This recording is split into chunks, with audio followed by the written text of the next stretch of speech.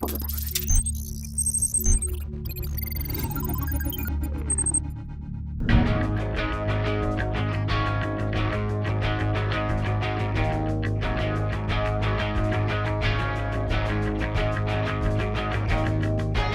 Grand i10 from Hyundai has been facelifted. The model has been around since 2013 when it was launched alongside the regular i10, unlike in other markets where it replaced that car.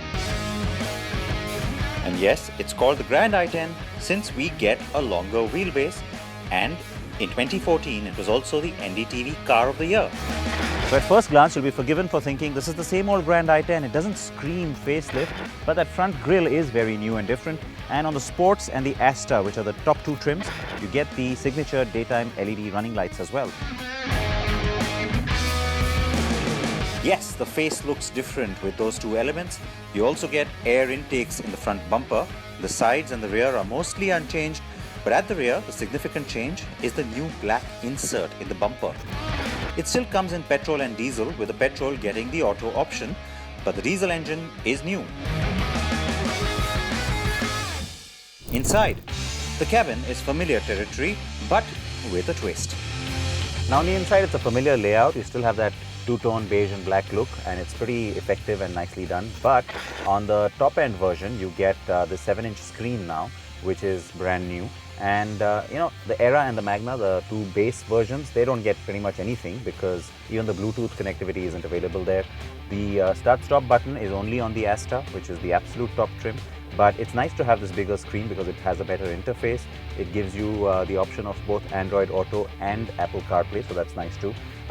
The steering mounted controls were there earlier, but now you have this little voice recognition option as well that's been thrown into the top-end version. And overall, the car just gets a little bit more contemporary, and it's still as comfortable and roomy, of course, as it always was. The petrol is the zippy and familiar 1.2 we know well. Gearbox options are 5-speed manual or 4-speed auto.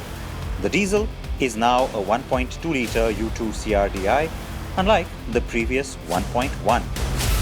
If you look at the figures on the new diesel engine, it's a slight bump up on displacement, a slight bump up on power, but significant bump up on torque. And you get a sense of that, especially in city traffic, though I think Hyundai could have done a better job with low-end torque because, well, still a few niggling issues there. But on the whole, the big criticism that, the diesel Grand i10 is kind of boring, it lacks that punch.